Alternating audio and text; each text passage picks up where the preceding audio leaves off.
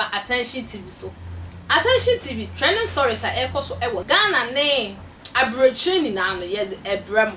ene trending stories are yes aka ye papa so for Kumchacha kyese wa ba abonten abefa ya Fiifi Pratt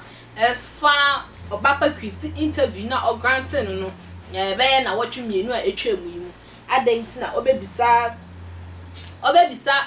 Obaapa Christy ne ex husband ho ase why na Kumchacha aba abonten kyese fire ne dia wa be fire bia nkasa wo man yente story ne Awurade nhyira obia na awurade nye obia kese media the prophet Kumchacha minim se awurade adom ti obia ho ye de awurade ase ma wo se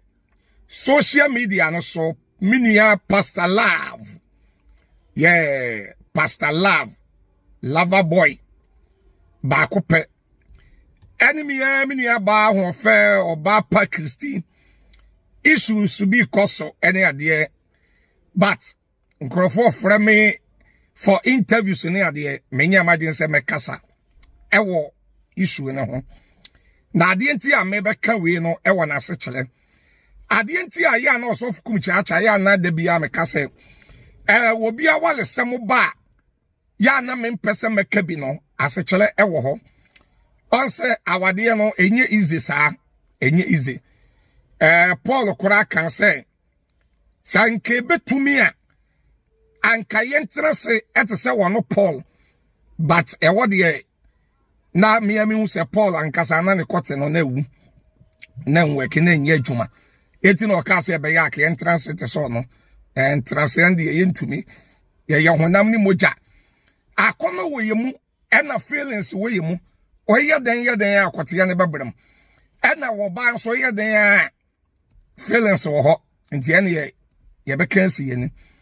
but awade ne nye easy eti na miss of Kumchacha ya wo bia wade sem ba wo ye me den ya na me pese me dem ano betom a meka bi sa awade ne ye iza ka Yesu na mu ko ba ye ko wale bi sa awade ye iza ka Yesu na mu ko ba ye ko wale bi enye ize nti no ena obeja ma ye no se yen kika yiti mom eti di America so for Kumchacha America say the enti America we no enya awade ye nim na meko but me ko Fiifi Pratt so Fiifi Pratt Kingdom FM one say Fiifi my make am chalo one say time Obaapa Christy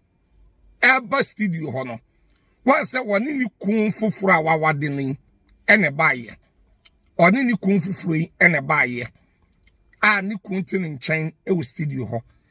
that's any kun tin nchen wo studio ho a wo so nim oni Pastor Love awade ensem ewom any pass ni ade nyina na ensese ka Fiifi na ensese ka ukoho sa mi ko bi sa Pastor Love asem ewo Christy side sa mi ko bi sa Christy Pastor Love asem sa ko bi sa Christy asem ewo Pastor Love nwa sa ko bi sa Pastor Love asem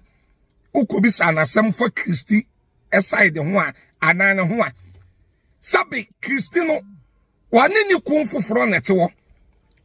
a wani ni kun foforo na aba studio ho a wani ni kun foforo na eba interview na ni kun foforo no ewo studio ho bi eti se Fiifi so ko bi sa Pastor Love asem na ko bi sa no Christy wa na pese eden question I say what the momoni kose Christy anim if he says so ko kensempa at the for Pastor Love ho a say Pastor Love you good na ono na tro na nyomo man we you good we say now ko kensempa e for Pastor Love ho a na say ni kun foforo na wote wo no na dwen be ye ni tutu say that's the why me yili or that's so do Pastor Love ana still why me yili that's so do Pastor Love ana etina me na ba studio na o presi Pastor Love say presi no wo jije ne ho ne ade so ye good ono tro menyom kora ma me we ye good say ni say ade na just say nipa bie ni wiase a ontwe kora That is a kung fu frono. Kratrie ebe wurano. And also another problem. And a bear man and sweetie Christy and Chen was studio honor. On just me kung fu frona me dinaba studio honor. Minko peja sabe Pastor Love.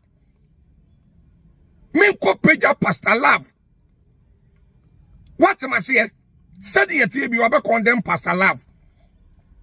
Ana wabe ken sembi sabe ni kung fu frona ni beje. Ati Fiifi sade we ye die e won ko ano UK ni beka say totally badadas e won ko ano e totally badadas if you say sabe Christy bano woni ni kun foforo ne baaye to ko peja Pastor Love a be ma na oto won obedwa lai sade na ye ko ye na ko peja Pastor Love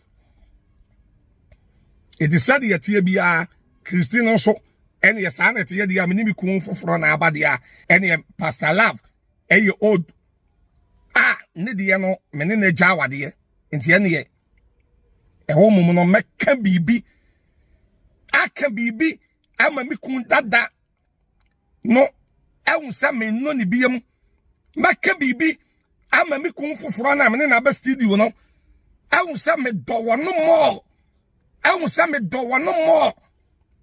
Ati Fiifi we die ewi ase yo konsuo na obo hina won se wan ka se Fiifi na me pe wa board da Fiifi Pratt Kingdom so Kumchacha me pe wa board da ana we yaba eti we die me dia mo atufuo bo kra why awade die ne kwan wa awade mu nsem hun ko wura mu bi na unko mu bia ya na obi de ba o kan ize na wo twam ize na ayaw da ensama Kumchacha ekani na ne se o se ehun hia se Fiifi pra ebe bisa Obaapa Christy ex-husband ho ase esanse oba no odi ni kunu edi nechi bae enti ne obisa ne de enye ne kwanso ano me de Fatima makram